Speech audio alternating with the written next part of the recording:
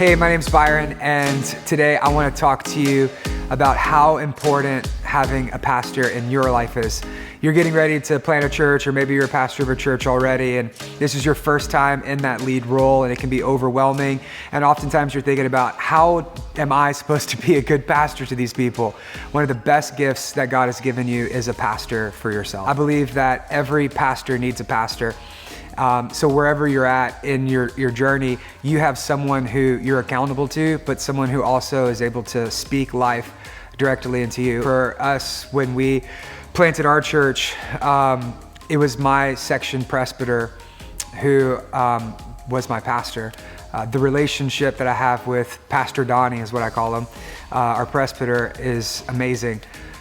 God's called you into this tribe of the Assemblies of God for a reason, and He's also put in like a structure in our organization to where that you never have to do anything alone. And so lean into your presbyters, lean into your section, lean into your district, because when the people of your church leave, those leaders that are part of our network, they're going to be the ones who are right there by your side, cheering you on, who are praying for you and for your spouse and for your kiddos.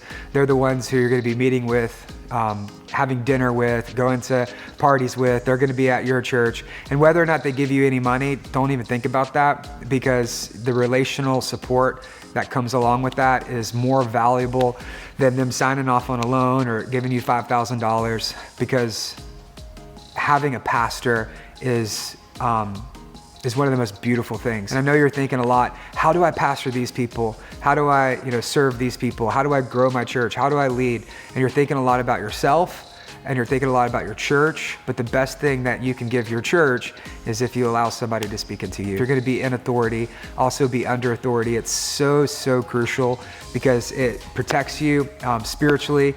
It protects you in spiritual warfare. It protects you in accountability in so many different areas. So, make sure that you give yourself that gift. Ephesians 4 talks about how pastors are gifts, and you need that gift in your life. I see so many times pastors, especially, they're lonely and they're depressed and they feel overwhelmed. They're fearful. I see a lot of times pastors, they don't know what they're doing. And so they're just making up as they go. But there's also a dangerous thing I see a lot in pastors, where they think that they're the only ones who have all the answers. And they just go out and they do it on their own. And oftentimes they get in trouble, or they find themselves in places they shouldn't be, and they don't know how to get out of it, or they're just super discouraged in their church.